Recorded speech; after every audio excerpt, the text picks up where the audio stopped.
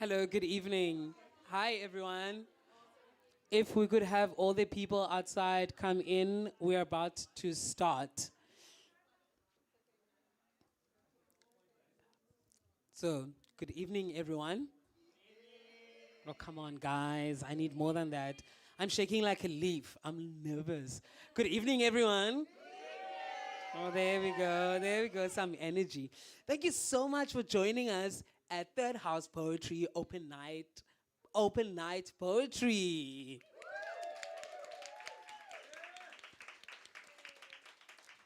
It is such an auspicious occasion each time we come together. And the most exciting thing today, I think, is these lovely faces filling up all these communal tables, sharing this communal knowledge. This is something that someone said when they saw the tables. And I think it works perfectly for us, doesn't it? So thank you, Selective Live. And then don't forget to tip your barman. Because, no, yes, just the tip. That's all it takes. Right. So thank you, Selective Live, for having us. And obviously, order some drinks from the bar when a poet is not speaking. Tonight, we have sign-up spots for 25 people, and they slightly running out. So you must sign up. You must definitely take this opportunity. How it's going to be run is each person has 2 poems. If it's longer than 10 lines, it's too long. It counts as one, right? And then I think maybe I should be a good host and let you know where the bathrooms are. So if you go down the stairs and turn into your left, you will find the bathrooms so that you can relieve yourself. I also would like some special caution to really giving the people that would be speaking on stage the respect or the courage of really listening to them, because whoa, it takes quite a lot of chutzpah to stand here with these lights shining on you. So I ask for respect, I ask for consideration, and I ask for kindness, because I think our community, this community that I know, is big on that. So a round of applause for that.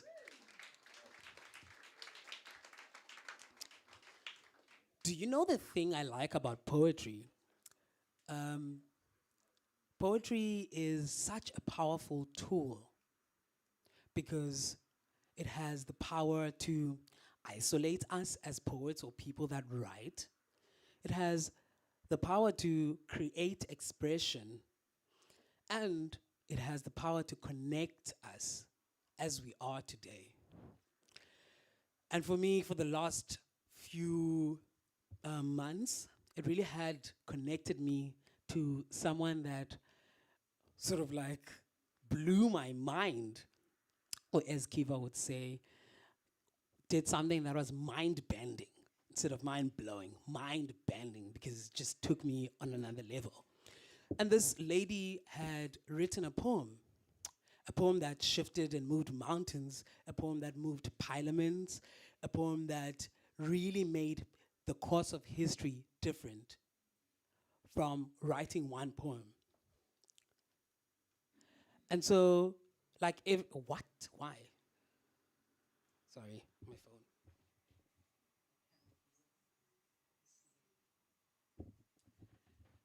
And so,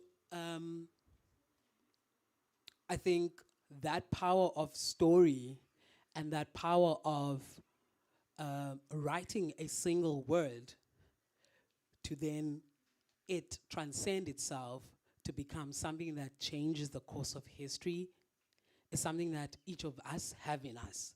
And that's what I want us to come into the stage with. To tell those stories inside our hearts. And so play with me. When I say once upon a time, you're going to say time. Once upon a time. Once upon a time. Once upon a time, there was a poem written for Sarah Batman by Diana Ferris. And she wrote this from a place of really longing home. And she wrote it for Sarah, obviously, as a tribute. And how those words moved from her page into the parliaments of Paris in order for the remains of Sarah to be brought to South Africa after 192 years. So that superpowers, like it's impossible to comprehend. So that's the power of connection that I'm talking about when I talk about poetry. And today I humble myself in front of this body of work right here and try to relay that message that got it, to bring her body back from all those years of slavery, prostitution, disuse, misuse, abuse, and plain right, the ripping of her dignity and her soul. So, once upon a time, I have come to take you home. I've come to take you home, home. Remember the veldt, the lush green grass beneath the big oak trees. The air is cool there and the sun does not burn. I have made your bed at the foot of the hill. Your blanket is covered in buchu and mint. The proteas stand in yellow and white, and the water in the stream chuckles, sings songs as it hobbles along over little stones. I have come to wreck you away from the poking eyes of the man-made monster who lives in the dark with his clutches of imperialism, who dissects your body bit by bit, who likens your soul to that of Satan and declares himself the ultimate God. I have come to soothe your soul. I have come to soothe your heavy heart. I offer my bosom to your weary soul. I will cover your face with palms of my hands. I will run my lips over the lines in your neck. I will feast my eyes on the beauty of you. And I will sing for you, for I have come to bring you peace. I have come to take you home where the ancient mountains shout your name. I have made your bed at the foot of the hill. Your blankets are covered in mint and buchu. The proteas stand in yellow and white. I have come to take you home where I will sing for you. For you have brought me peace. For you have brought us peace. I have come to take you home by Diana Ferris.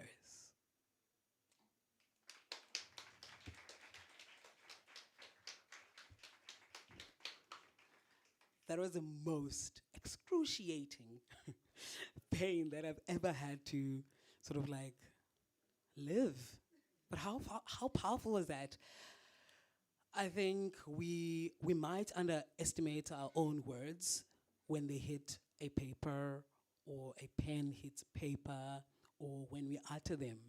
But there's so much power in that. And I think I want to say keep on, keeping on with poetry in your own capacity of watching, in your own capacity of appreciating, and in your own capacity of writing.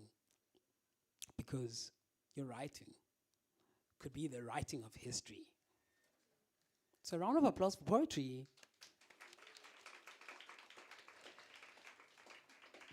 And so today, we're here to take ourselves home, bring ourselves back to earth, or bring our souls to other homes, or take homes with us.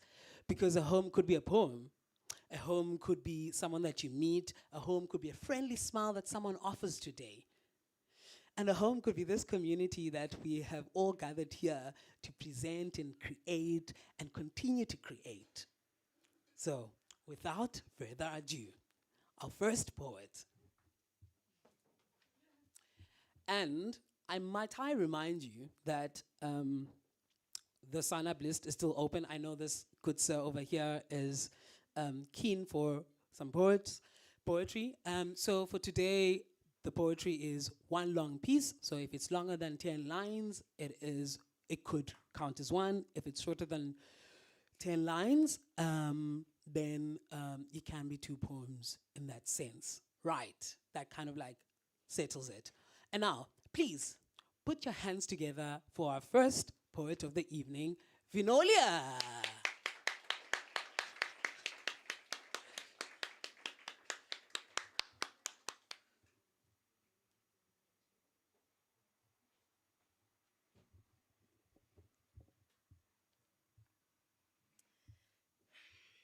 Hello, I am Vinolia and I will be performing one poem. Um, Stitched reality. What if I told you that I hate my life? What if I told you what you see is a reality I sold to you? What if I told you the expensive shoes I am wearing are just to cover my unhealing scars? What if I told you every time I ask to be excused, I am going to check if my wounds are not bleeding on my clothes? What if I told you I always have to hold my smile with a needle and a thread so you can't see the cracks of sadness on the side of my lips? What if I told you what I am showing is not a smile, just the line of pearly white teeth, because my heart is not smiling. Each morning I wake, my eyes deliver me back to my sad reality, my heart filled with grief. Sunrise is only in my dreams. No one notices my pain. They say eyes are the windows to a person's soul. Oh, sorry. They say eyes are the windows to a person's soul, but I have blinded mine with curtains. No one lurks to see what I truly feel. Or maybe they're ignorant. Maybe you see me lament, but choose to buy the reality I am selling because you fear my pain will feel like home to you. My reality becoming a reminder of your unsalted one. Maybe, just maybe it is better this way. Maybe it is better each time we are about to go out, stitch a reality we'll know is accepted. Thank you.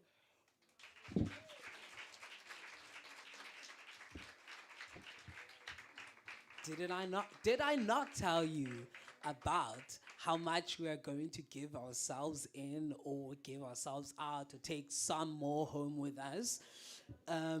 So, by the way, tonight we only have 25 spots in terms of poetry. I saw that new people walked in. The sign-up sheet is out front. If you can find me, you can find the sign-up sheet. So I will now announce kind of the the lineup for the next three people, because then we don't have some kind of shock when we hear our name being called. I know poets kind of like that element of surprise, but maybe it might be quite risky. So the lineup is as follows for the next three people. Warming up their voice right now is Shahina, followed by Joseph B, and then Aiden S.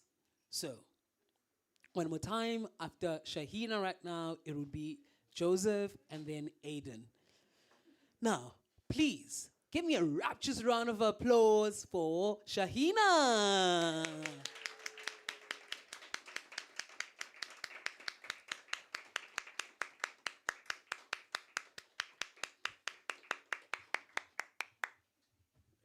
Thank you, Yanga.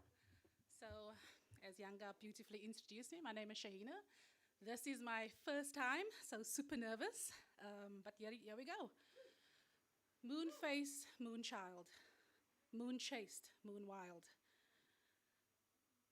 Whew, sorry, it's a very emotional. It's an emotional poem.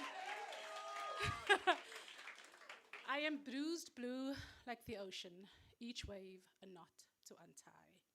The tide has pulled me in. I have been flung against the rocks. The waves have crashed through me. When I finally make it to shore, this is how I know I survived. By teasing tears out of tides, by coaxing love out of my hurt. Thank you.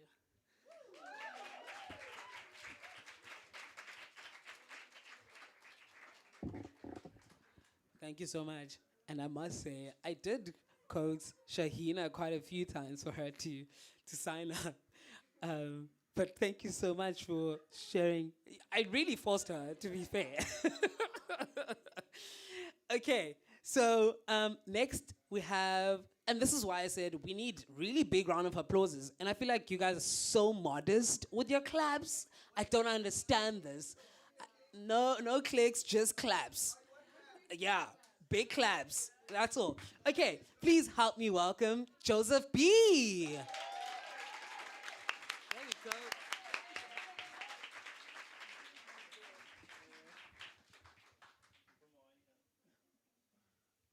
I love how I signed up 7 and I'm like third now, but it's cool. Okay, welcome. So, I'm going to read 2 short and sweet poems. The one's called Awake. So, come with me on the journey. Awake, writing to stay awake, twisted fate. Everything is as it should be, as it ever was.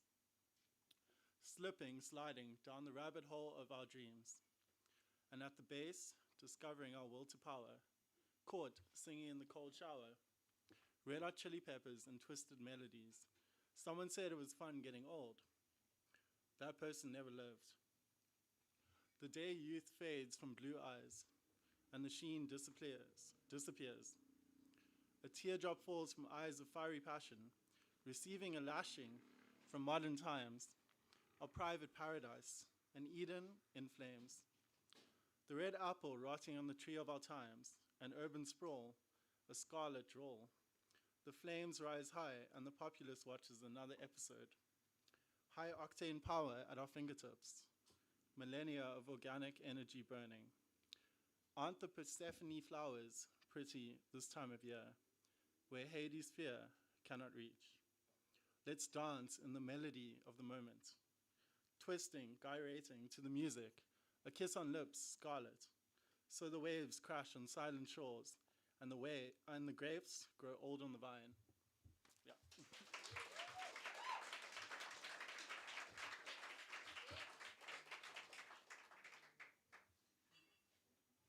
Here, last poem.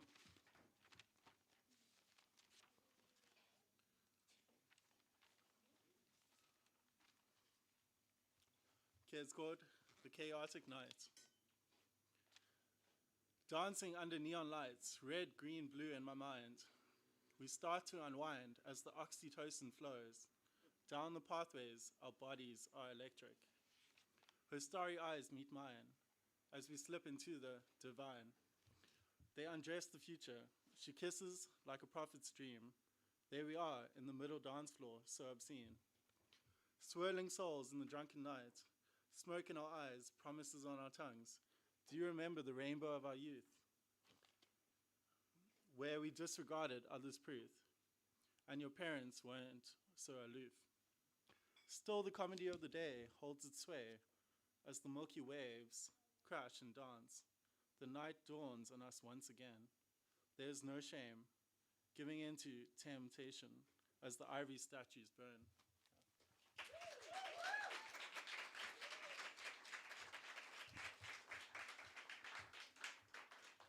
I mean, thank you, Joseph. That was quite.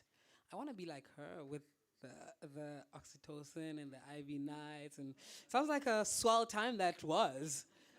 I loved it. And now we shall have Aiden S.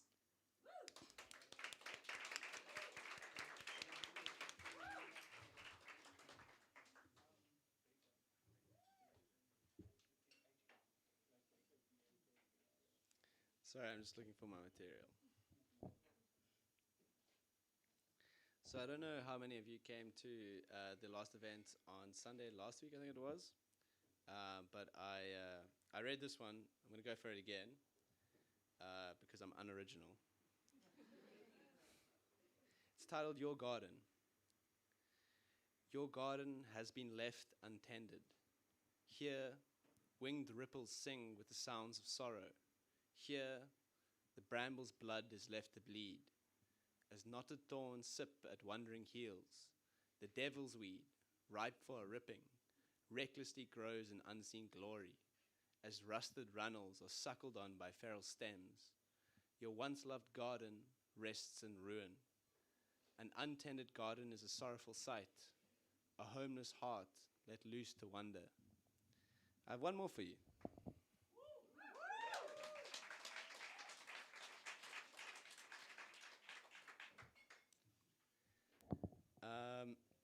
This one's titled Another Seagrave.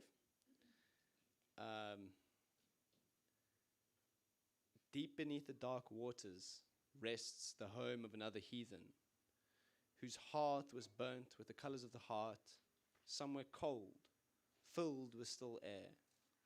Distant barks from the wayward hound, bound for the soggy boot of her lover's lips. To kiss the bloody cheek of the foul-mouthed beast is to drink belched cups of bayberry salt. When the seas freeze over and the lone mute spits his mother's maiden name, the two drowned drunk men will have drunk from the broth of their regret. The grave of the heathen will become known as another lost sea grave. So give me tears, tears for the things we won't understand, standing between strangers, strange men, stranded women. To remember this dream, forbidden. So to speak of it, impossible. Cheers.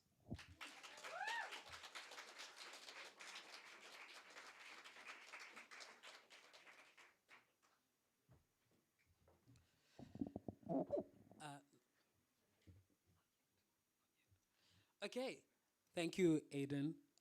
You're making me jealous now because I want to do my Sunday poem that I did as well now. Because, like, since we're doing that, so maybe I should do that, right? Yes, but I need to get my notebook first.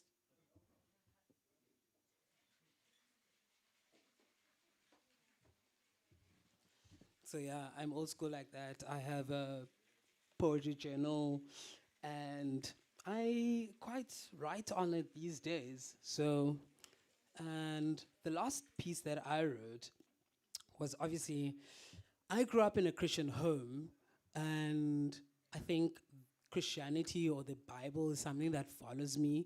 And for most homosexual people, it actually does, in that it you have interacted with it in a way that you're an abomination, or you are through being prayed for to pray the gay away, and all that sorts of things, and that it's not cool or you are down a bad path. But I really do like when it does sort of like become a place of refuge for people, queer or not, because it does have elements, or it may have elements, depending on how you interpret it. But anyway, that was not the point.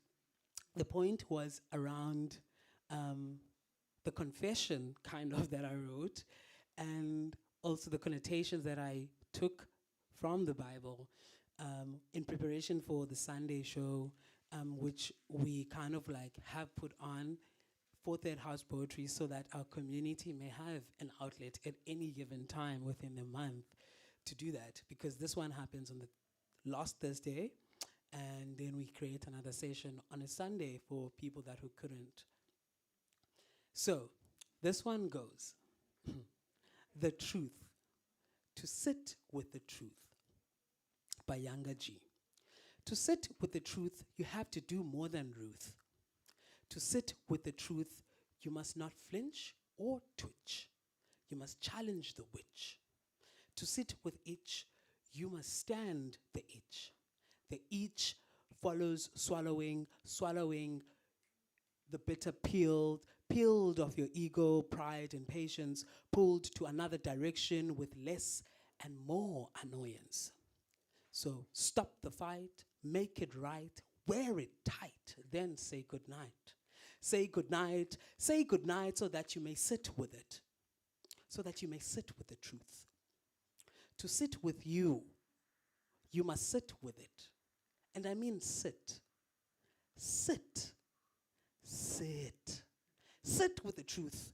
Don't be like Ruth. Be like you with smiles of pride, prose, and praise. Stop and smell the rose. So go on, pose, pose, then pause. Pause and accept. Accept, then expect. Expect to smell it. Smell it so red, so ruby, so righteous. Smell the rose. And then stay on the course, no matter how coarse. Stay on the course so you can bear the cross. The cross, don't be so cross, but for a minute of this, a minute of that, and a lifetime of bliss, which is owned by this, and only this, the truth. So, be like Ruth. My friend, to sit with the truth, you better supersede your own couth and be the truth. To sit with the truth, you must live the truth.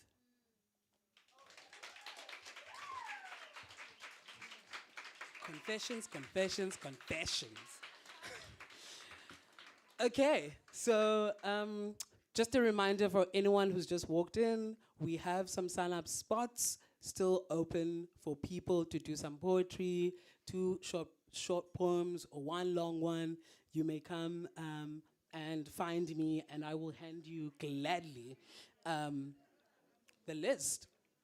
And now, please help me welcome Rizan Rose.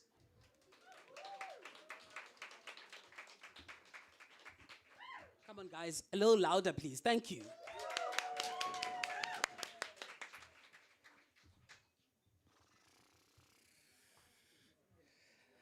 I'm too tall.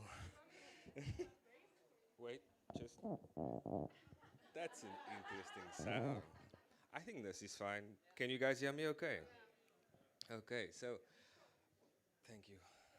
No, as in, like, you're gonna make me even more nervous. So, as Yanga said, thank you very much, Yanga. I'm Rizan Rose. This is, someone said this, this is my 3rd time doing this. So, yeah, thank you. I do feel like this is a vibe, so thank you so much for contributing. Okay, so this first, I'm going to perform 2 poems. One is short and sweet, the one is interesting. Okay, so it's called Possessed.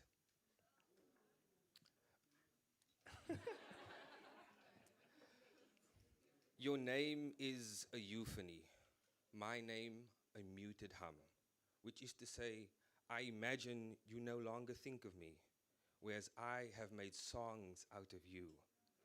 Meshed colors, squeezed meaning out of the moments, memories so deep, the very thoughts of you grow roots, and some swim underneath my skin. And every so often, as routine as blood to the brain, your name pours out of me, dragging away my own until you are all that's left.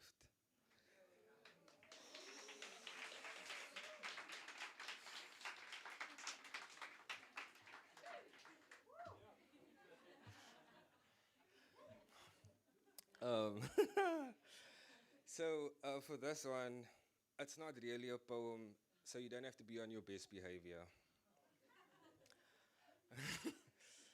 Okay. I wrote this for our country.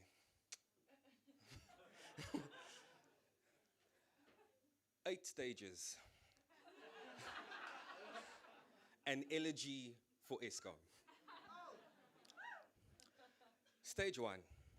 And the tweet, #can't relate, gets carried away by all the beauties and birds that live in the city of Cape Town grid. That is the first divide. Chalked outlines of dead bodies are used to summon darkness like Ouija boards. Grim. Stage 2. The notification. An alert. The summoning of a forbidden name in a mirror. I swear, is it Voldemort? Candyman? Candyman? Bloody Mary? I'm not trying to break character. I just need a simple reminder. It's a Beetlejuice. Beetlejuice. Eskom, yo massa. Oops, I forgot to charge my phone stage 3. I'm gonna be honest. I'm not familiar with this one. Is this the one where they come and steal the light at the end of the tunnel? Or is this the one where the traffic lights transform into four-way stops? A faction of robotic life forms trying to claim the Allspark. Our leader is a Decepticon. Mr. President, say anything useful. Stage 4. And I promise you, my mommy doesn't want to hear it. Everything feels rushed. It's as if time is a man-made construct, and we only exist as long as the batteries last. The city of Cape Town people own timeshares in other time zones. Stage 5. I've committed to a hotspot. You know, smash and grab, wonder bags, braying outside and praying for a UPS. As a millennial, the Gen in Gen Z stands for generators because the power is in your hands. Stage 6. Stage 6. I saw a tweet that said they are coming for power couples. And yeah, I thought that they are coming for words of strength like Amandla. You know, Amandla. Mandela actually said, it always seems impossible until it is done, and with that, I give you stage 7, the dark age. And as I stand here, we can't blame the wet coal. We can't blame the strikes. We can't blame the moon and all its light. This is not Westeros. We shouldn't be gearing for the longest night. Winter has come and gone, and yet load shedding continues. Stage 8, checks notes. Oh, we are not doing that. I don't have the energy. Nobody does.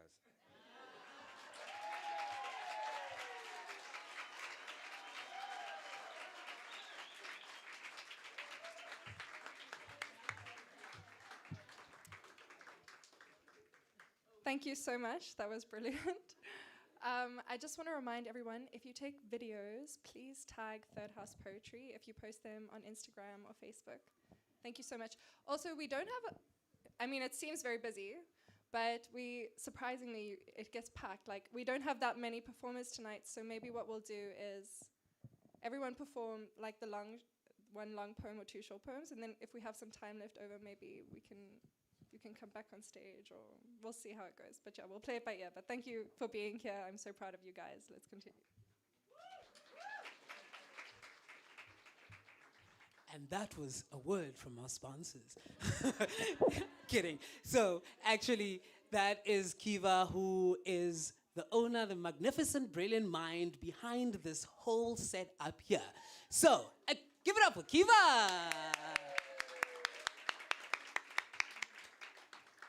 So yes, you heard the lady. It's THIRD House, as in like the one you live in, on Facebook as well as Instagram.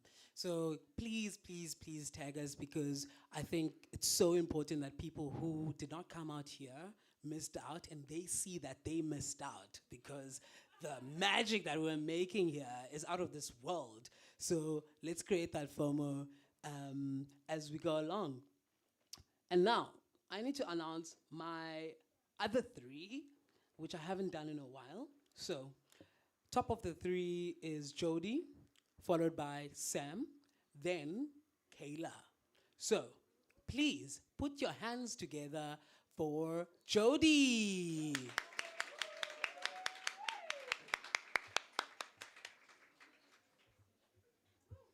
Thank you.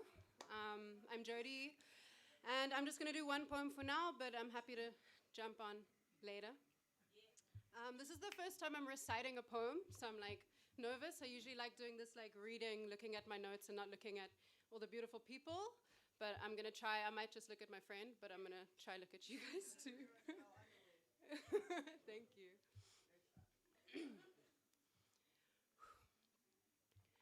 How can I be suspicious of something that only feeds me and nurtures me and kisses the soles of my feet? He feels so good, too real. I await the explosive reveal of the sign I missed, of the line he said that I overlooked because I was too busy staring at the mist, too deep in the story to notice the twist. I really want to believe in this, and I do, and that scares me. The same lesson in my life persists, and it's that I trust too easy, I love too fully, and I don't protect myself. And now I have to fight to unlearn, because this is not a love I can turn my gaze off of. I feel it in my bones that this feeling of soft and safe and secure is what I deserve. They never warned me. Accepting healthy love for the first time is really hard. Thank you.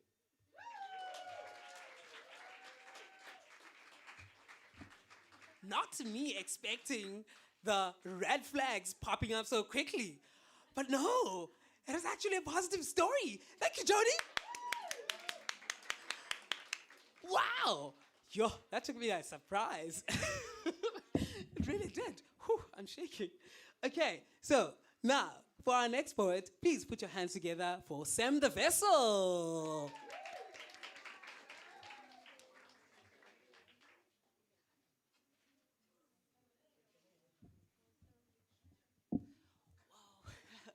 Hello, everybody.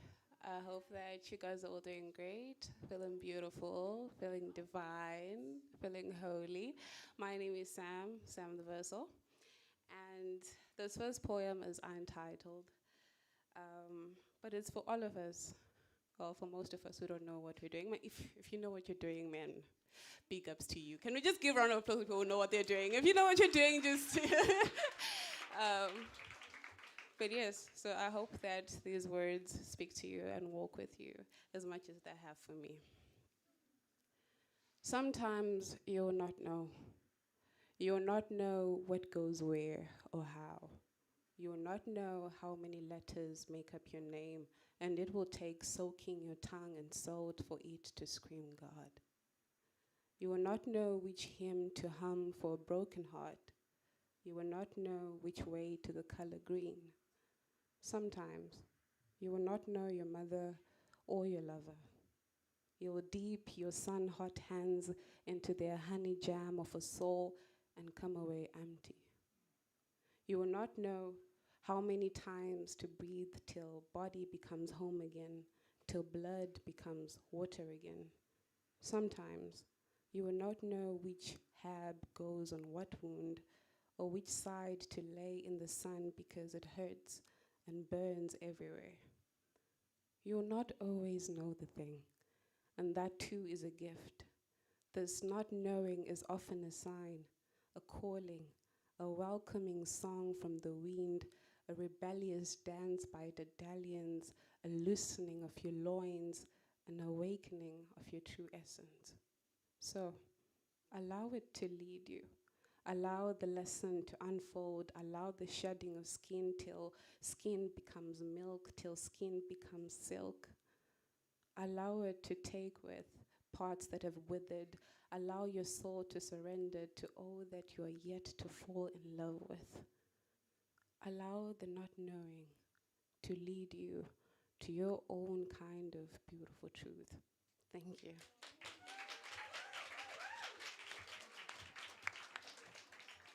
I genuinely like the concept of just letting go and going with the flow to some extent. Yes, because control is lovely. So it's quite difficult to let go of that. So could you believe that we have done about 7 poems? It feels like we're just getting started, right? Yeah. So now we shall have Kayla Rose. Please put your hands together for Kayla Rose.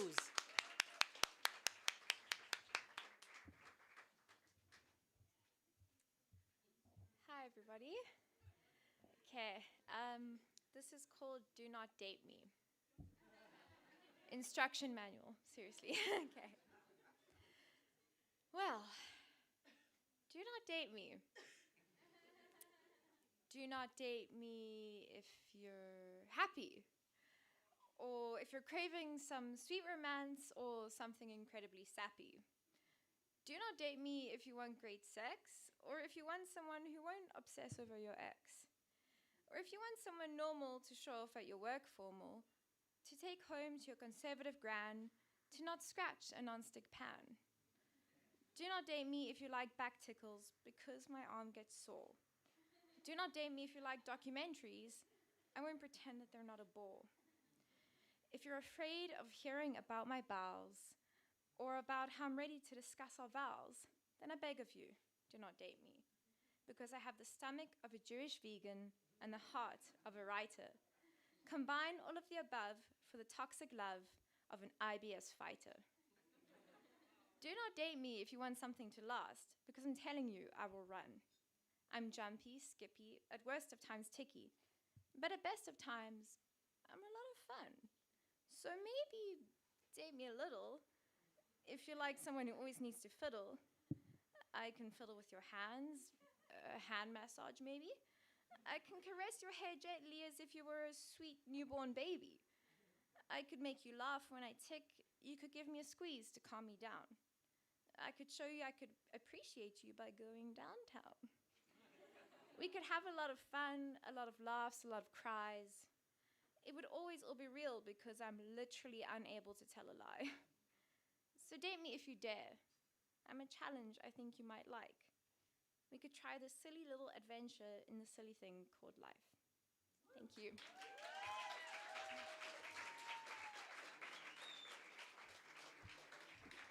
That was so beautiful. Thank you so much for offering us a piece of you to date you. And now we shall have Justin give us a piece of him. Please put your hands together for Justin.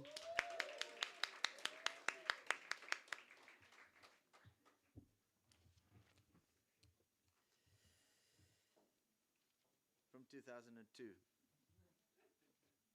That'll place me. Fleeing to Zanin. I'm trying to re-rail my life with a lonely flight to a 100-mile view of Guyana. Nearly half a day's drive to get past Zanin. I've Tom Waits myself past the dead dog on the highway past Santon. And I'm now Pat Methenying my way past the tripping goat jaywalkers of Limpopo. Its pink cosmos borders on the road may be left by the gazes of countless backseat children.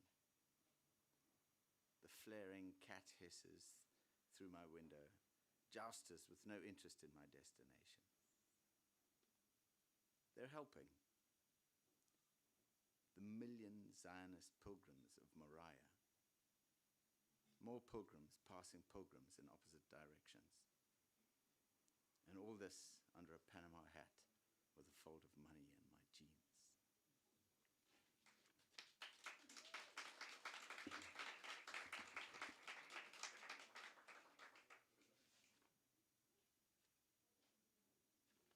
Oh, it's got complicated because I didn't bind this. All right, we're going to try this one. 13 onto 14. Give me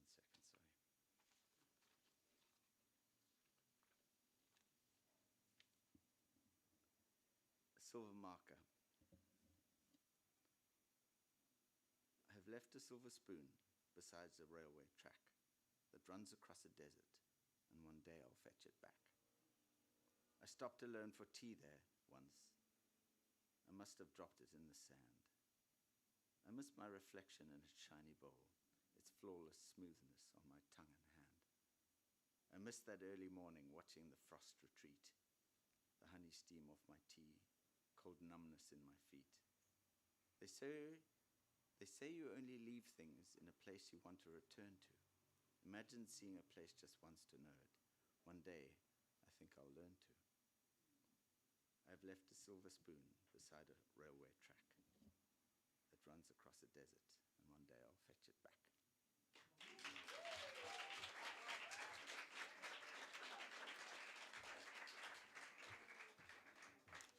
So this is the second time I've had Justin's poetry, and it's so soothing. There's something so, I don't know, like I can't find the word yet. Maybe not that, but like almost like nirvana. Yes, like paradise, like sort of like a place that you want to long for, and brings you peace, kind of. Thank you so much, Justin. We really appreciate that. And now, I'm gonna switch things up for quite a bit, and these folks that are next are going to do something really different for us, in that it's still poetry. And the power of poetry is that also what I didn't say, because I was skipping it for this bit, it evolves, right?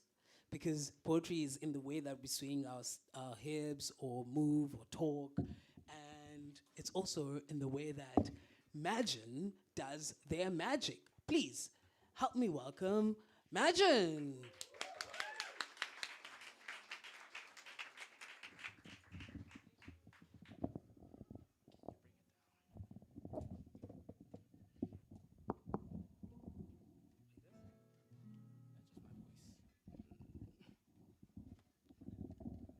Hi everyone.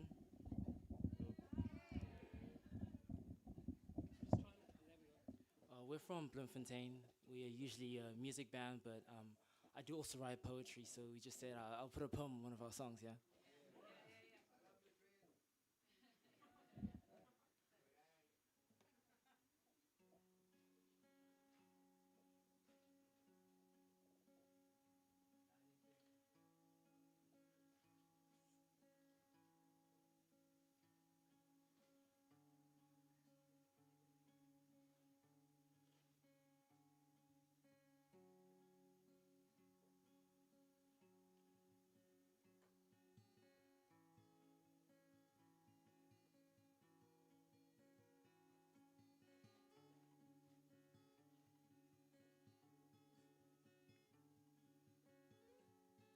Smoke rises.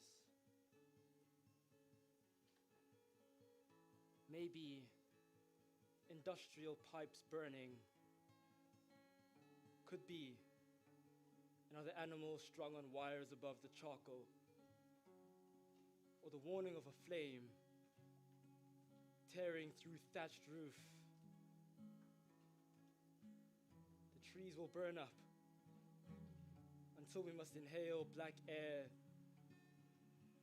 and hold our breaths until our deaths disappear, like all the vapor people who come into my life like large exit signs, drawing my attention to tell me to leave, like the smoke which stretches thin until it's all gone and we forget there was ever a fire.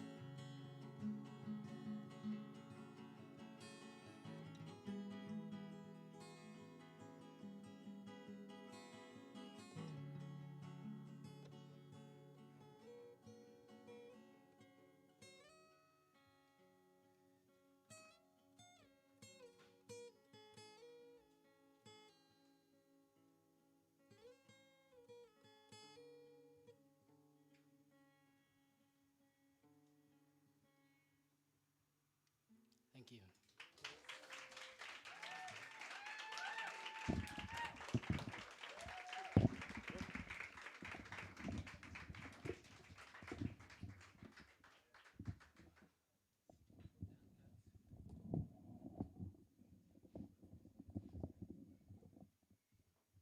One more time for Imagine.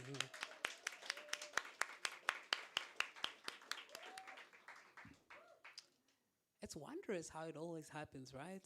How the nirvana or the feeling of paradise I was talking about from our previous poet to now this magical duo that just shared sort of like a piece of another kind of like paradise or heaven or some kind of euphoria almost, because you could get lost in that music, couldn't you?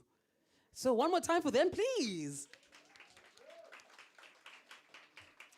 Sorry guys, I'm a writer slash poet or slash MC, so I get really sentimental, if in case you didn't notice.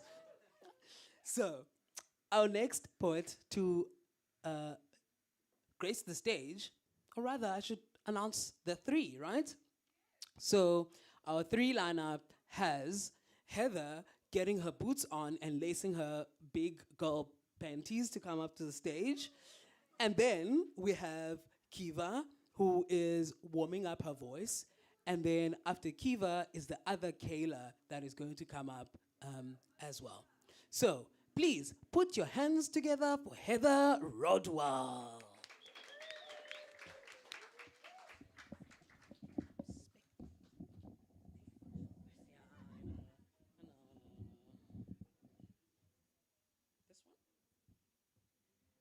Perfect.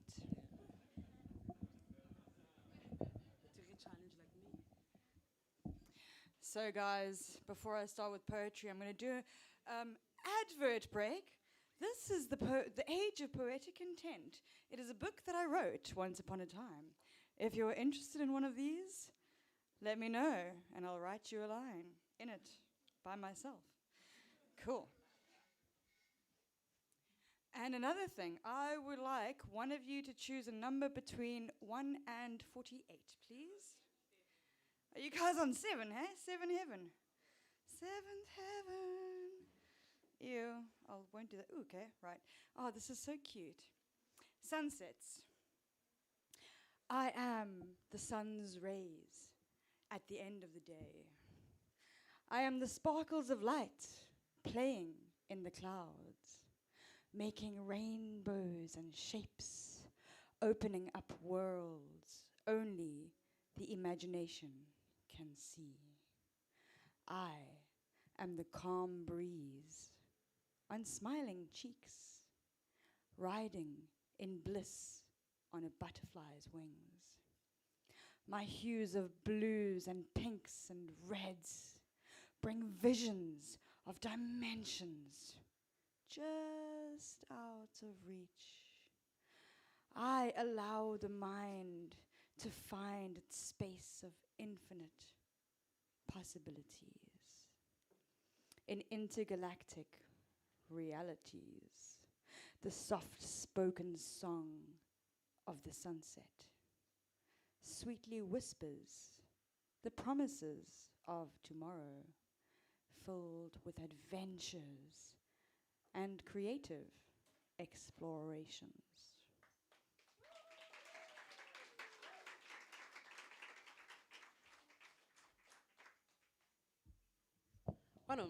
One more time, please, for Heather Rodwell. Also, please buy Heather's collection, because this is what this community is about. It's really about bringing each other up and supporting fellow poets, or supporting the bravery that people exude to us by giving us their hearts of hearts on a physical copy that you can take home. That is something to be cherished, and that is something to be encouraged. So please talk to Heather so that we make it possible for her and us and this whole community to thrive all together. Right? One more time for Heather, please. And now we have the founder or the person or the owner of that house poetry. Please put your hands together for Kiva Farah.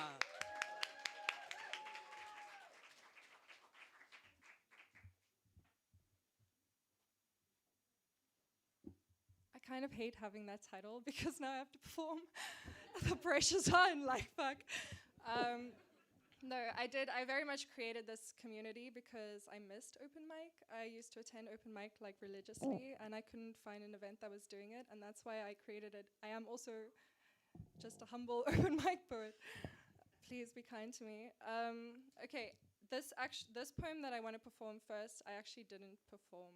I wrote it a while ago, and I didn't perform it because of this exact reason. It's a bit crude. But I'm gonna do it because that's a silly reason not to.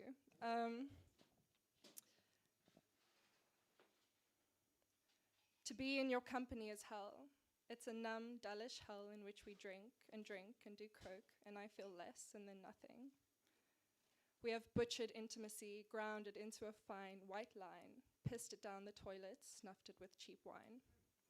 The air so thick with smoke we cannot breathe, we cannot taste, smell, we cannot see each other. Do you want to spill your drink on my lap, let a cruel word slip, or ignore me altogether? I wish you would. Okay, that's the first one.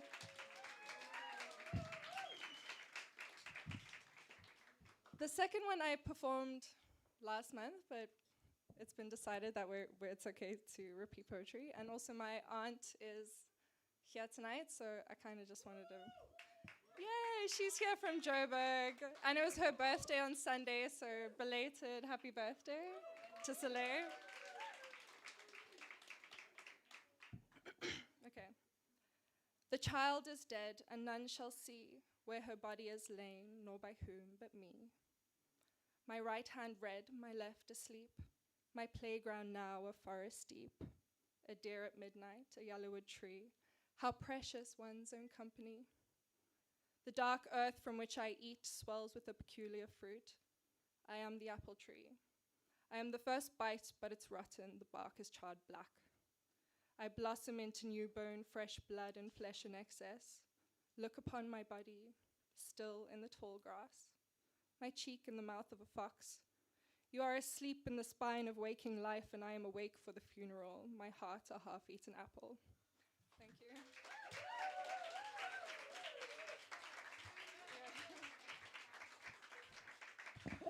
Oh boy, I love crude poetry because it's stark reality, isn't it? It really is. So please, show some love to Kiva, please.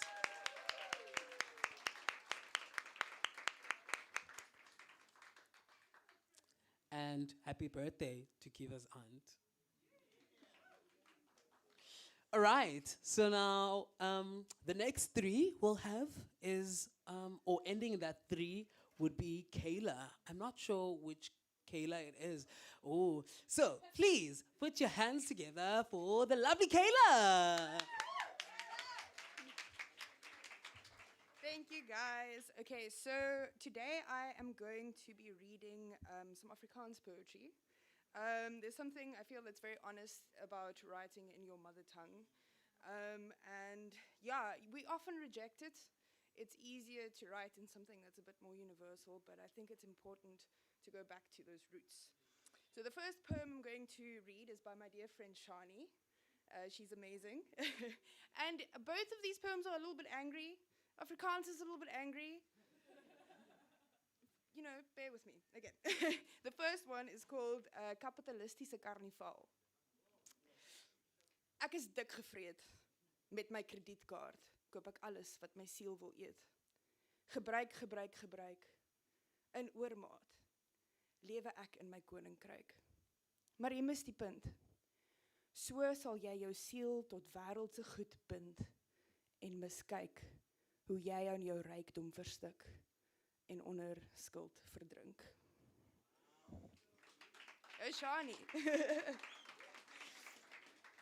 And the second one is written by me. It's more just like unfinished thought, but I think it's important to share our processes. And this one's very much in process. So, yeah.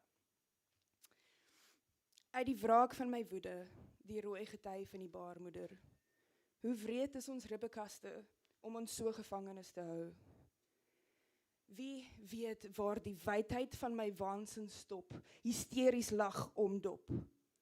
Hop, hop, hop, perdjie spring galop, oor die berge, deur die see, hardloop gou, hier kom hy weer. Hop, hop, hop, hartjie, klop, galop. Ramkat, horings groei tussen jou krulboshare, soos die dooie takke van 'n ou boom. Word versmoor deur 'n jong rankplant. Wat is die nuwe groen en bloeisels, onbekende lente in jou hart? Is dit 'n indringer, of is jy? Skibbe dop al ewig af. Jy hoef hulle nie terug te plak nie.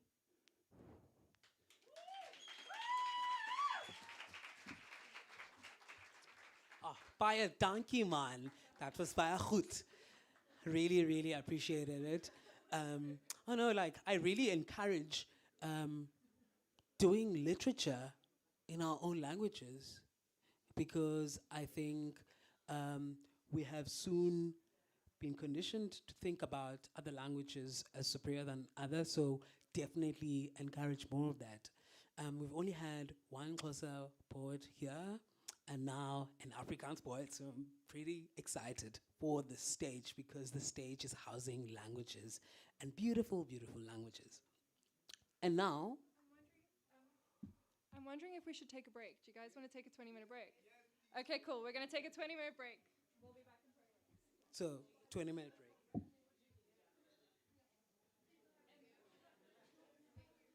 And also, there is still some sign-up spots if you'd like to take some spots open.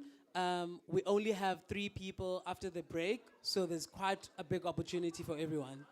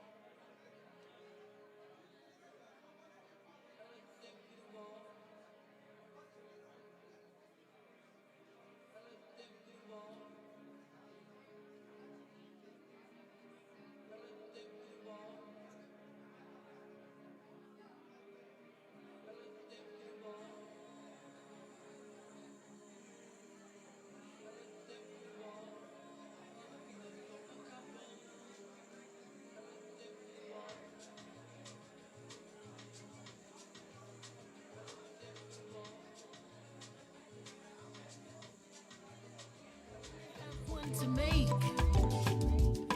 You can open your palm, waiting to catch a break. The cards will fall where they may. And what about me?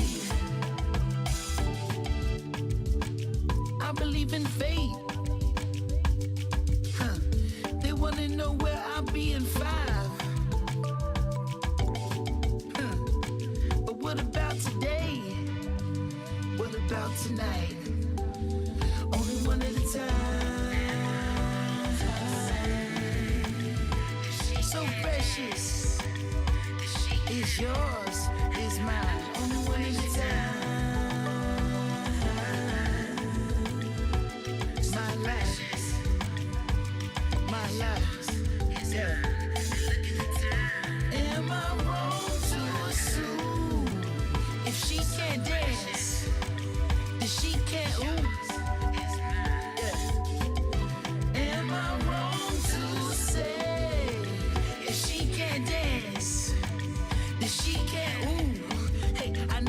Waste your time.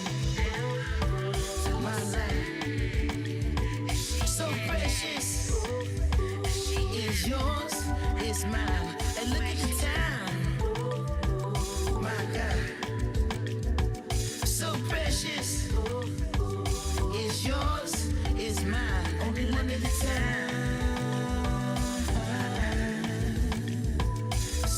precious. It's yours, it's mine, only one at a time. My life, my life, yeah.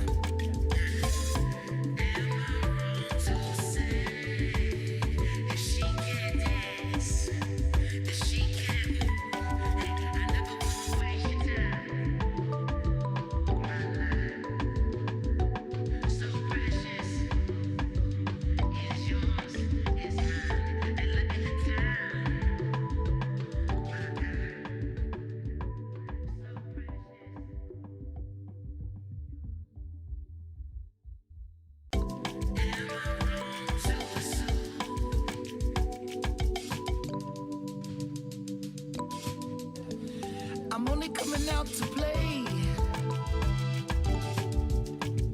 Nothing more that I hate in this life. The wrong impression, I only have one to make. You can open your palm, waiting to catch a break. The cards will fall where they may. And what about me? I believe in fate. They wanna know where I'll be in 5. But what about today? What about tonight? Only one at a time. So precious. It's yours, it's mine. Only one at a time. My life. My life, yeah. Am I wrong to assume if she can't dance, then she can't ooh? Yeah. Am I wrong to say if she can't dance, then she can't ooh? Hey, I never wanna waste your time. My life, so precious. It's yours, it's mine. And look at the time. My God, so precious. It's yours, it's mine. Only one at a time. So precious. It's yours, it's mine. Only one at a time. My life. My life, yeah.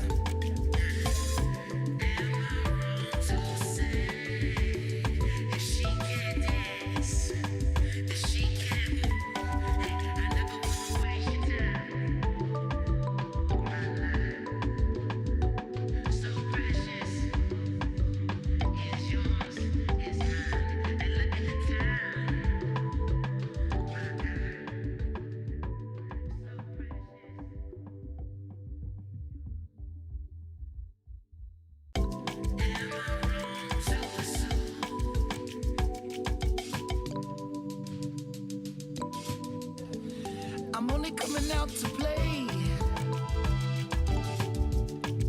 Nothing more that I hate in this life. The wrong impression, I only have one to make. You can open your palm, waiting to catch a break. The cards will fall where they may. And what about me?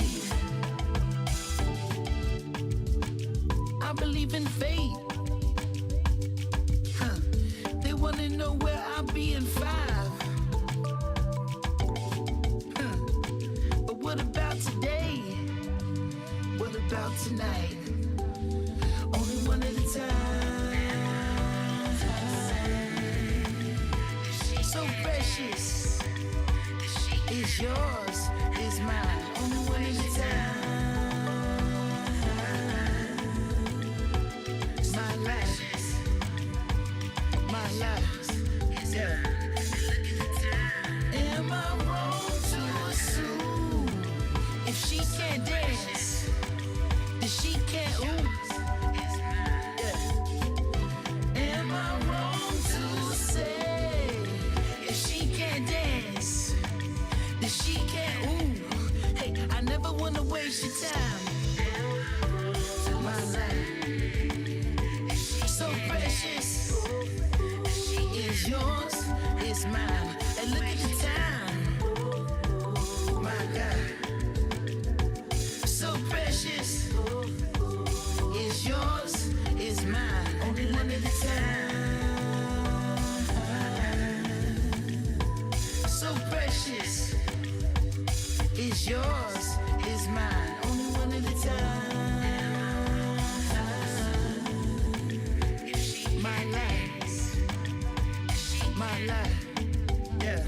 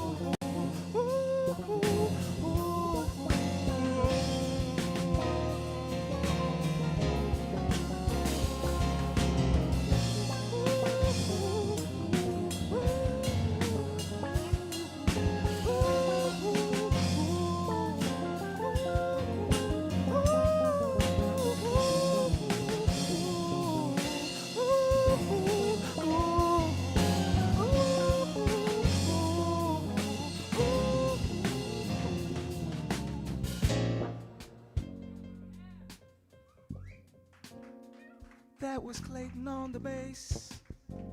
That was Clayton on the bass. Give it up for Clayton on the bass. So tonight is the night. We're gonna have some fun tonight. It is a jam session. So what we're gonna do tonight, we're gonna have some conversations. We're gonna say, ooh, but I can sing that low, so I go to the top, I go to the top, I go to the top, I go to the top and say, ooh, ooh, ooh, ooh, ooh, ooh.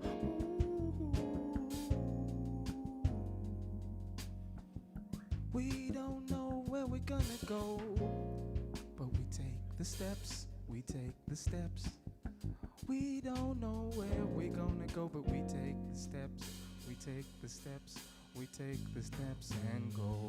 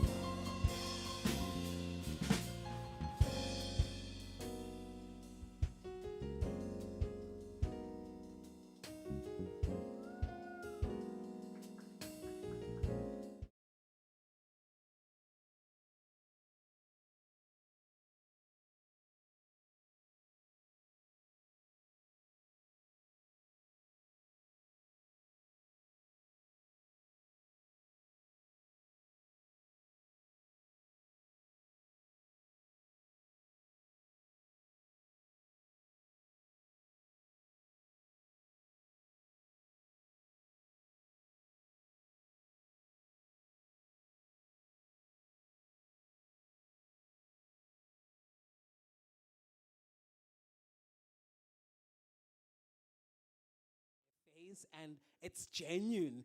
And the excitement and the zeal that lives inside of each one of you that come on stage or that receive whatever is on stage is just astounding. Like it's out of this world.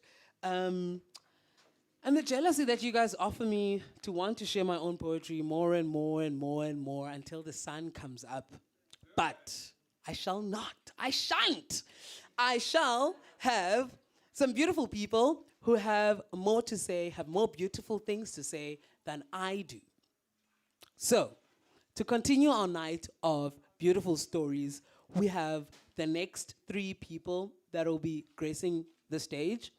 So, it goes Alice, followed by Kulani, and then Cesar. So, please put your hands together for Alice, but not in Wonderland.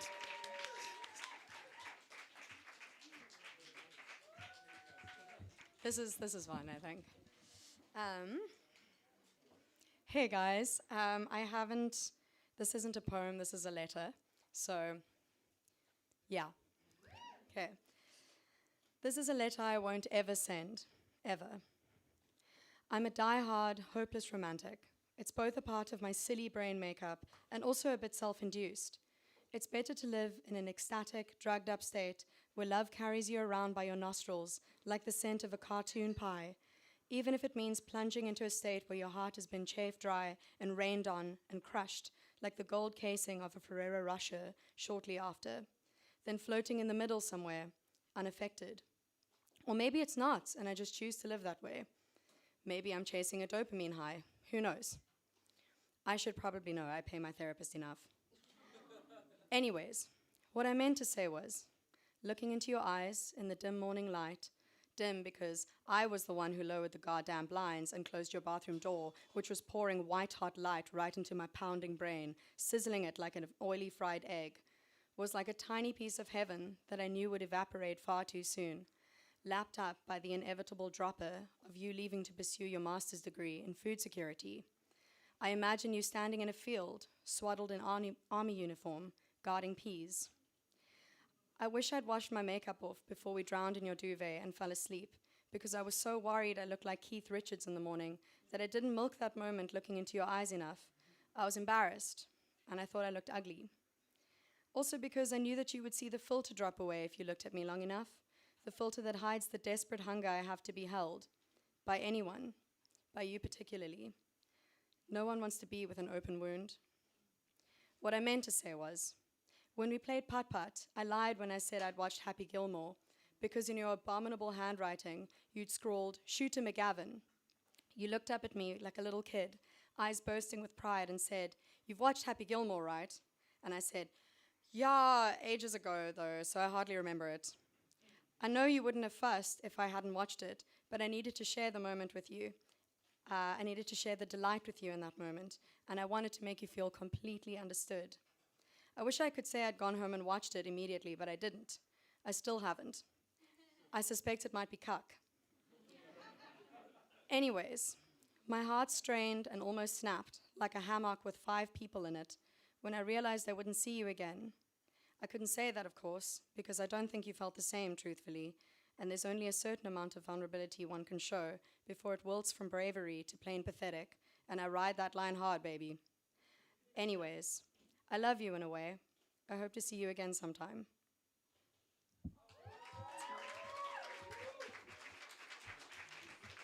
I take my words back. Alice in Wonderland, definitely, because all of that beautiful words that Alice shared with us. Thank you. One more time for Alice, please. Definitely. What a great welcome back from our break. So please remember to tag the Third House Poetry on Facebook and Instagram, on videos, on your stories, on your pictures, because I think there's a whole host of people that are missing out on the magic that is these sessions, right? And these sessions take place every last Tuesday of the month, most likely, definitely here at Selective Live. One more time for Selective Live.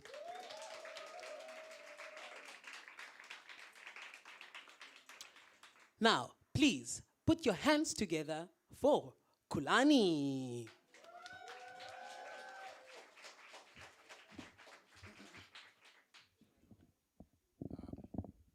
That's all right, I think.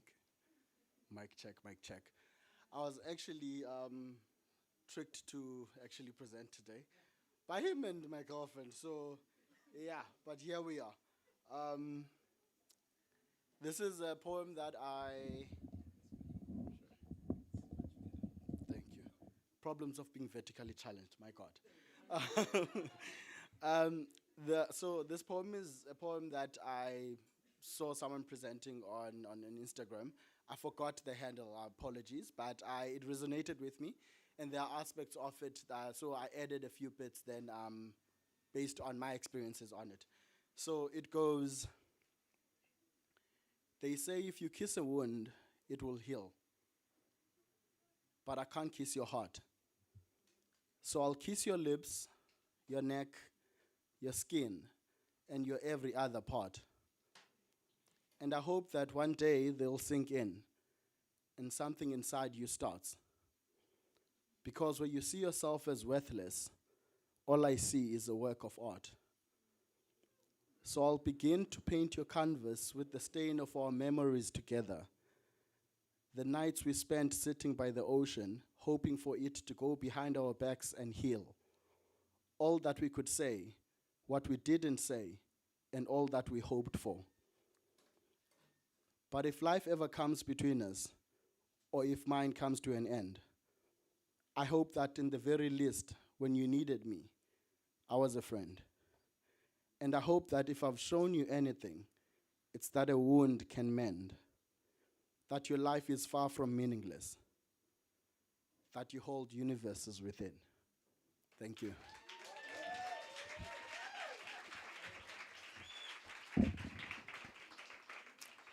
Okay, so I just need to fix this because I might be vertically challenged, but the next person is not. So, please, first of all, thank you, Kulani, because really, I coaxed him to coming up here. So peer pressure worked. Thank you so much.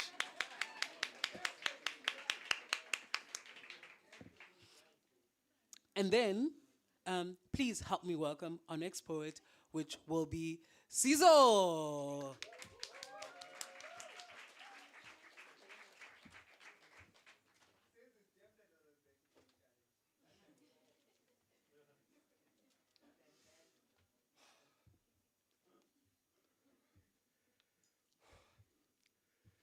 This poem is called Cesar's Room.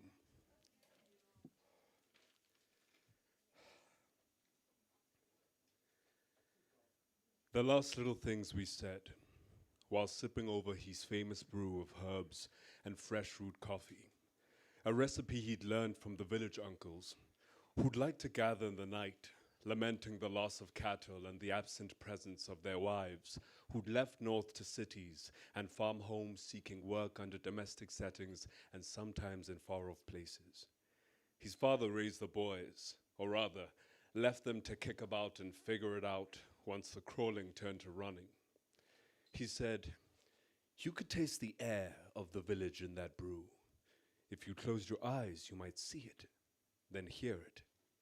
He'd lull himself in the cradle of that memory, hearing the uncles cussing and fretting, mixed up in a stew of laughter, his father's voice most clear amongst them.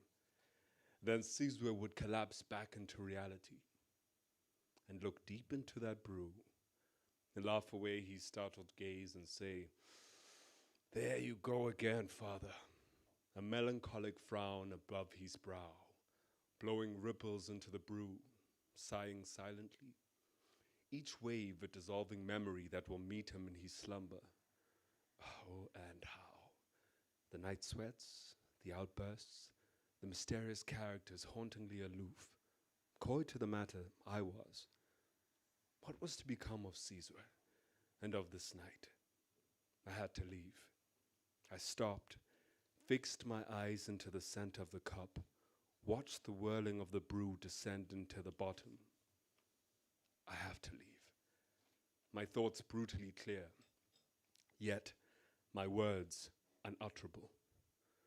The windows began to pang, sleet collecting in the corners, the echoing of passages in the silence not quite in solitude, our eyes drifting, meeting a slight surprise. We smiled, breaking the quiet. So many years, so many hours, just like this. We put a record on and contemplated the direction of the wind. There, over the staircase, a picture taken around the time we'd met, the arcade lighting beaming our brown eyes to magenta, zigzagging shades and blurred hues, doting, wild about life and mad about you. Had often wondered if the sun shined in your eyes or if you shined on the sun. After all these years, these walls once white, now amber, the balcony rusts at the corner faintly, the ceiling leaking in the corner as I think. Yet your eyes still so innocent. Come, hold my hand. Perhaps I won't leave. Thinking through the rush of the summer breeze and the time we climbed it, the fireplace before we filled it. Could I live without the warmth of your heart beside me, your trumpet in the morning, and all the things you see sharp? The notes in my mind, through day, through morning, sustained and endless. I can feel something in your pulse knows. Perhaps I won't leave. Perhaps. 3 decades, 9 months, and 14 days. Gift cards and postcards, letters from our family, friends, and ex-lovers fill the middle of the shelf coat closet.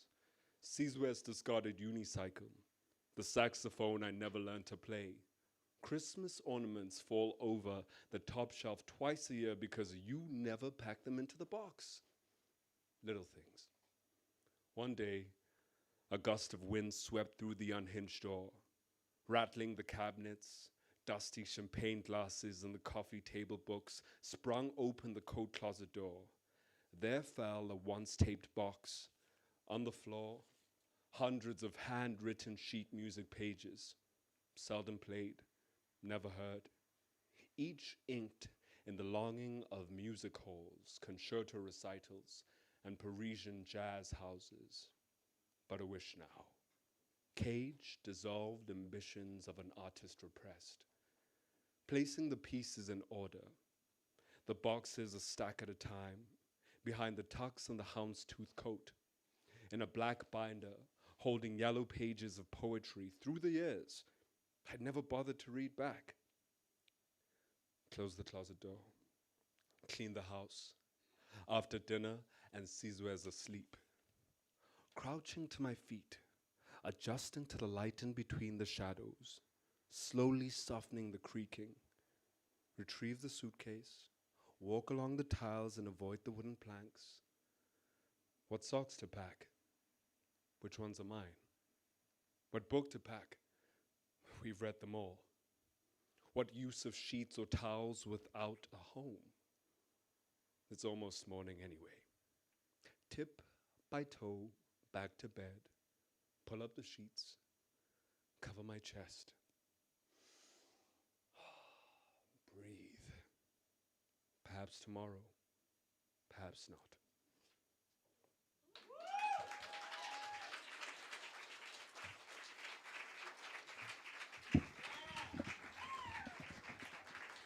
Oh, I don't know. I almost want to say, it's almost biased to say, save the best for last, but dare I say? Oh, thank you so much. One more time for Cesar, please. In Cesar's room. Things happen there. Okay, so we do have some spots left for some people who feel like there is a burning poem inside them that could be short and sweet and get everyone going. So with that in mind, we'll now welcome Vinolia once more.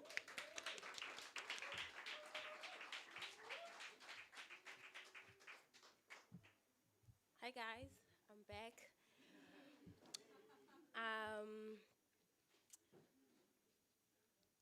wandering soul. A pool of tears streams down her warm cheeks as your fisted hand contacts her body. That was the first time she got to see your true self, the monster everyone has been talking about. She only knew your love. She only experienced your tender kisses. Your arms were her home, the pillows of your chest making her feel safe as she laid in them. The fingers of your heart were holding hers, molding it back to how it was before others scarred it. Her tears used to only fall as her body was overwhelmed by pleasure, your pelvis moving around, making sound sweet love to her as she called out your name. But lately her tears have been falling because of the harsh kiss the back of your hand lays when you don't get what you want, when you feel disrespected, or when you have had too much to drink. The heaven skies are thundering, filling with the cries of women as your hand wraps around her neck, sucking every breath in her body. Gods watch over as the love of Adam's descendants turn the hearts of women into bitter ones. She no longer cries when you beat her. She lost hope in you, but she never thought she would watch over as you freely continue with your life. Her body buried in the back of your yard as her soul searches for a home. At least, let her rest in peace. Thank you.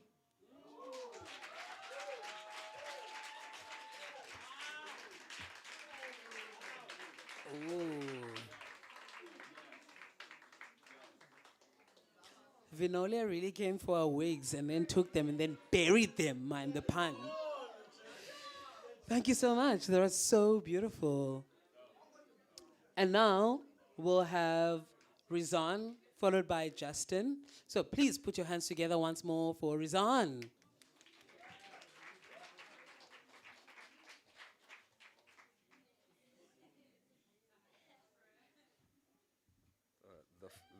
Thank you. Yanga, can you sort me out here, please? I just need time to find the poem. I don't actually.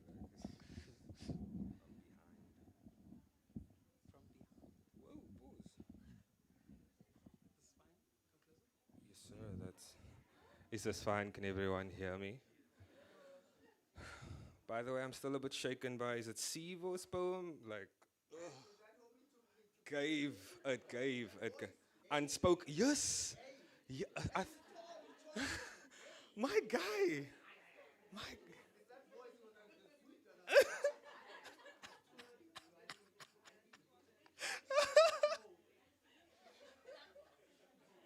What did I start? What did I start? Okay, so yeah, I'm back. It's an addiction, I guess. So I actually performed this one at the last event, but you guys weren't there. You weren't there. Okay. Okay. It's untitled. I saw a show the other day that said volcanoes might be keeping the earth alive. Tell that to the people of ancient Pompeii. But then I thought about it. The world is still standing. Blue oceans and skies, a moon full of promise. So the next time I have a panic attack, apologies for the inconvenience, but it is for my survival. An eruption of breaths altering the Earth's atmosphere. As I lose consciousness, my body, an IT specialist, switches me off and on again. Microdosing on cortisone, controlling my tectonic shifts, making sure I only have minor tremors. So I'll end this as an ode to my trembling anxieties, to the nervous stomping, to the shivers and shakes. Thank you for making me this natural disaster.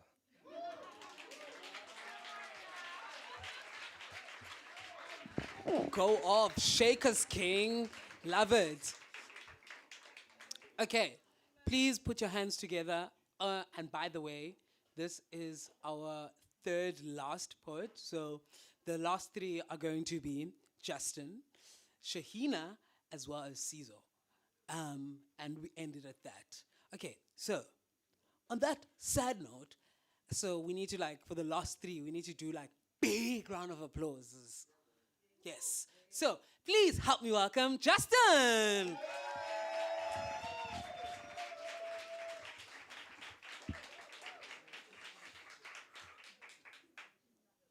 You guys have got slightly more lively since I was up here last.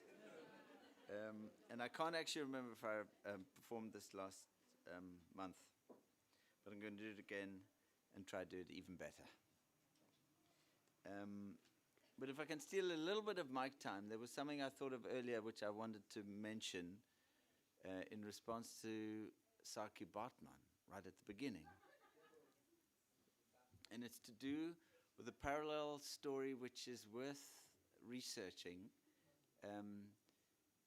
which my father told me, and I don't think you can make this shit up. He's a historian, and it's worth checking out. It's a male equivalent, to a certain extent, of Saki Bartman, whose name is Khori, and he was actually a chief, I suppose, a tribal chief, around the same time, who got hoodwinked onto a schooner in the bay here, and got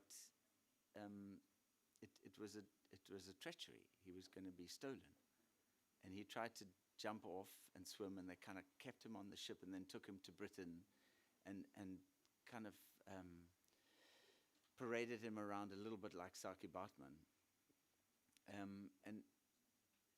and he got to meet amazing dignitaries. In weird ways, ironically, he was quite well treated, but he got to meet all these dignitaries on that side, and monarchs, whatever.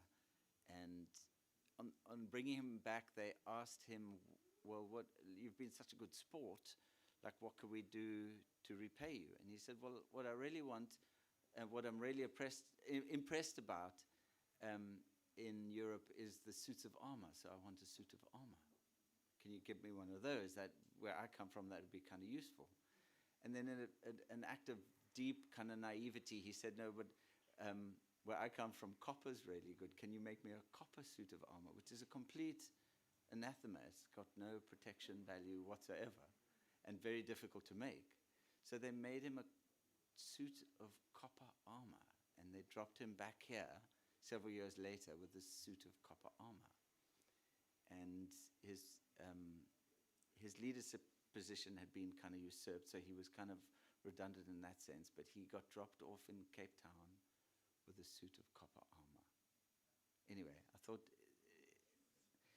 a tragedy, but actually kind of a beautiful one from the poetic realm. Check it out. His name's Khori, and I think he's kind of a brother figure to Saki Bartman. And swiftly on to the one I might have read last time. It's called What Edges Skirted. And it fits in with the endless poems about the search for the magical other. So she said yes. And she let me. And I got to plait her hair. There in the smallest apartment ever were left hairs.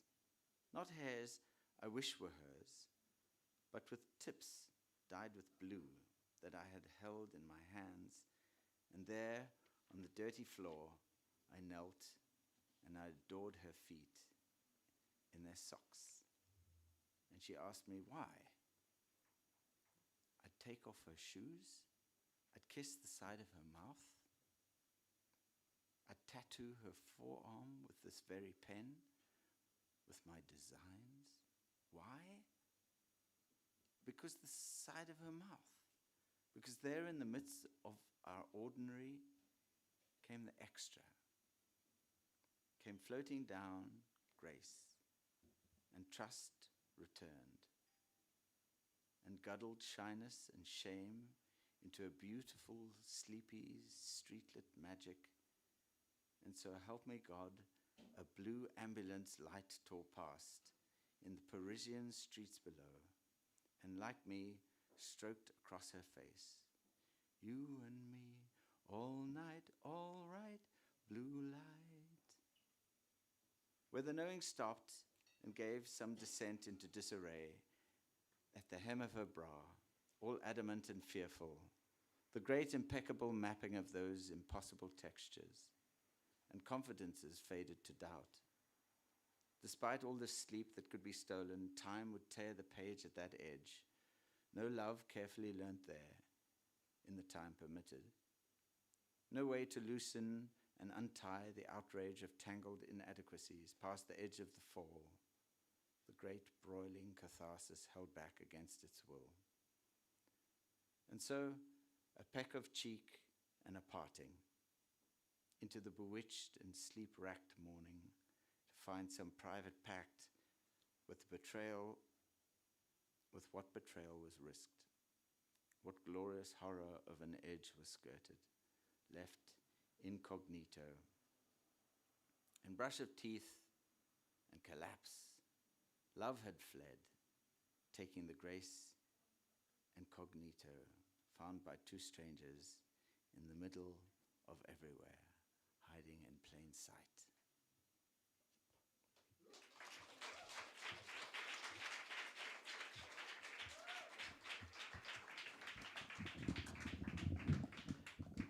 Thank you so much, Justin. That was really, truly astounding.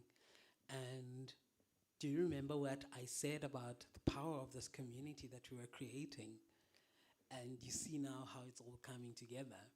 So thank you so much for sharing the piece of history with us and a piece of yourself. So our next poet is going to be, I need to check my notes. So please put your hands together for Shahina.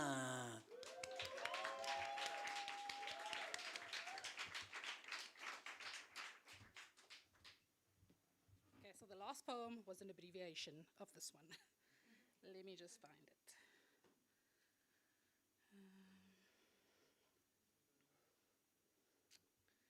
The first year, I wept an ocean, bruised blue, each wave a knot to untie.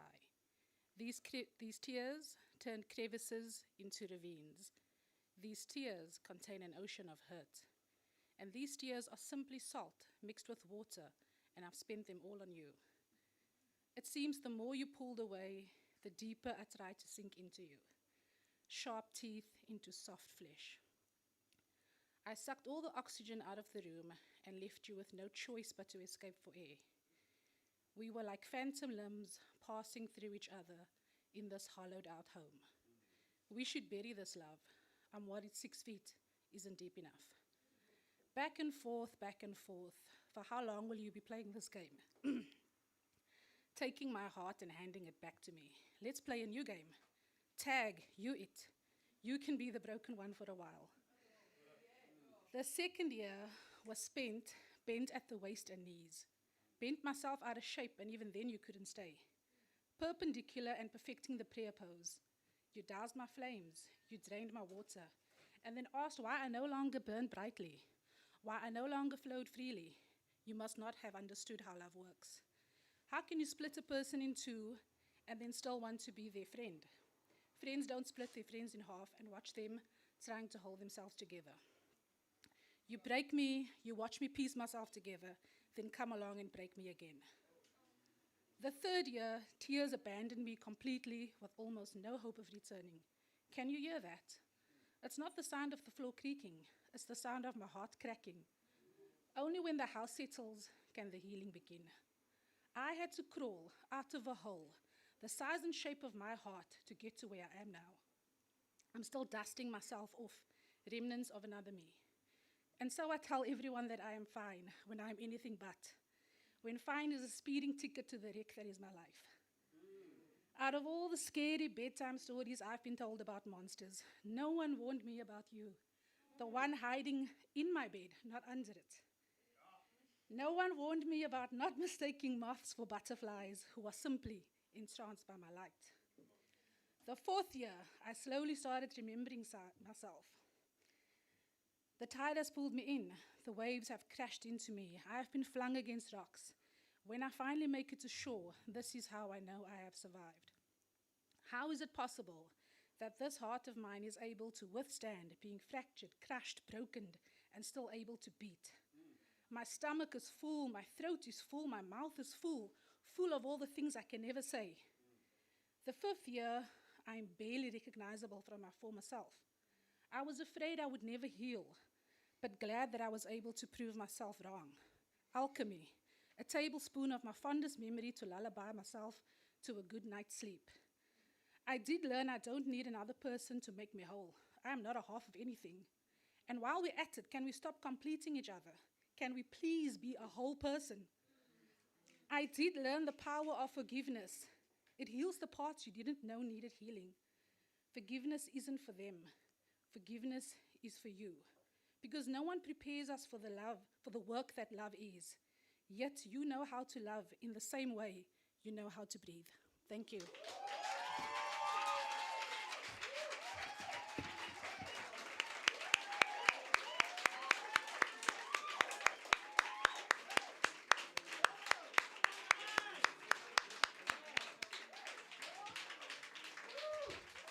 Ooh, the stakes are much higher for the next poetry event.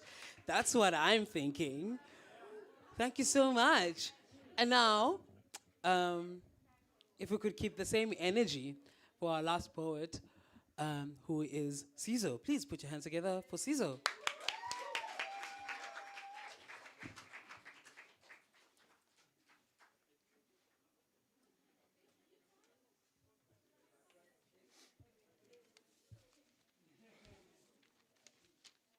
Is this fun? Is this? Thanks.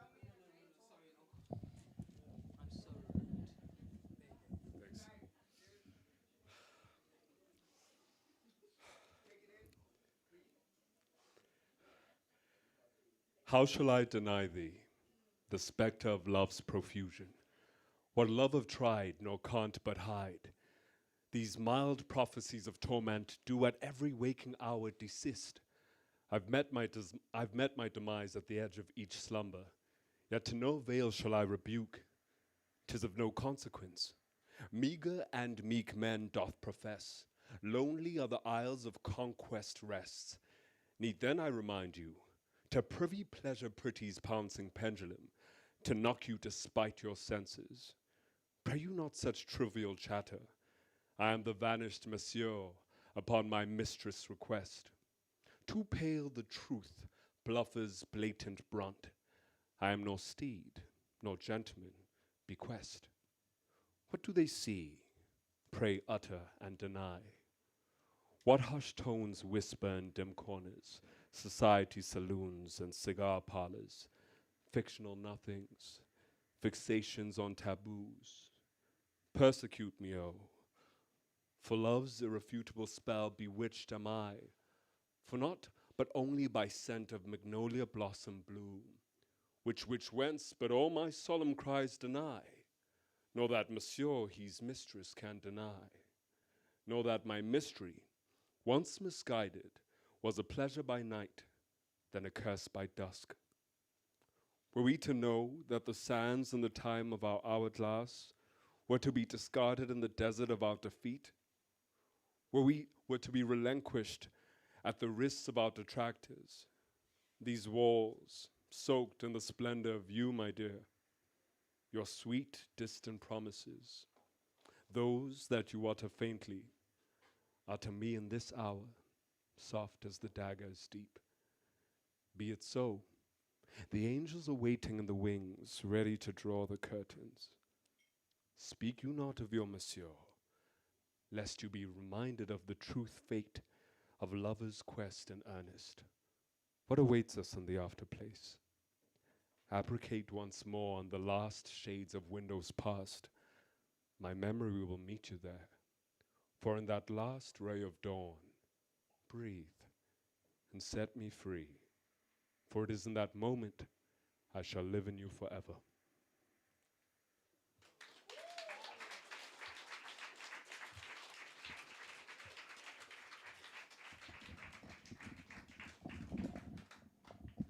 You guys are so selfish with your claps. Please give it up for Cesar.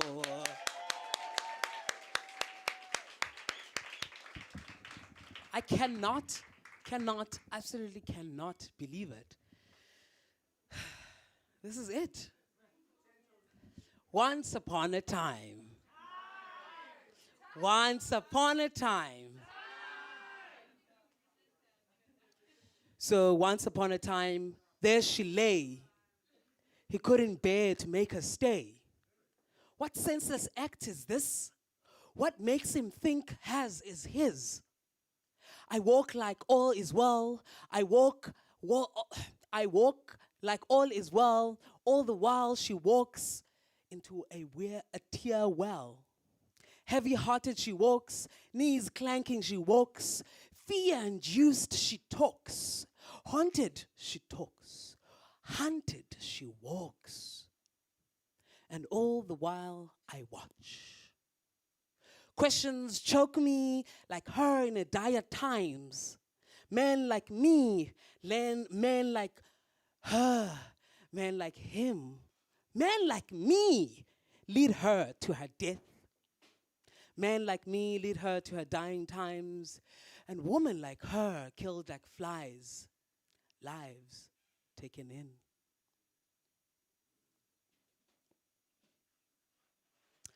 I thought that was a better way to end how we started the story. The story of really the lives of women being taken in vain by people that think they have that power to do that.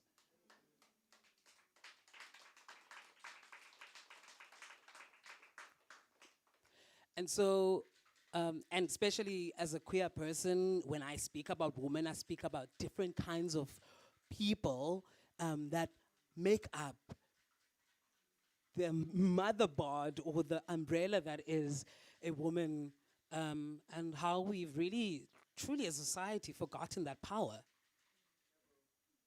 So I thought starting with the story of Sarah, and then I suddenly ended up on this poem that I had never finished writing.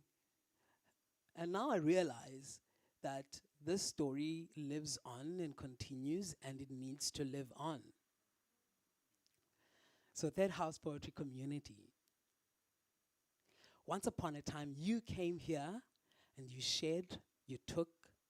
I hope that you take this light and transport it from paper to pen to your voice to other hearts and souls, so that you may inspire this change that we need to see in our society, so that women may see better, so that we may see better as a people. My name is Yanga Teya. I go as Yanga G, and it's been an absolute pleasure to be your host, and thank you.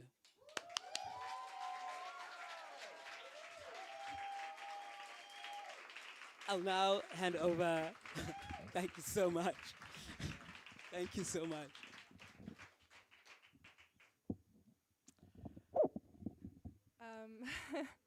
Okay, let's give it up for Younger one more time. Okay. Yeah, guys, thank you so much for being here. I just want to go over a few things again. If you've taken any videos, please tag Third House Poetry and follow us. We have events twice a month. Yeah. Yeah. Also, Younger mentioned something earlier about if you want to perform a poem in your native tongue, please feel free to do that. That's like a very cool experience, I think, for everyone involved.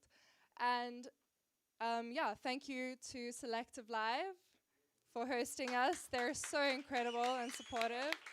I'm pretty sure this whole thing has been live streamed as well. And thank you so much to you guys. This is a collective community experience, and you are really who make it. And yeah, I hope to see you again. Thank you.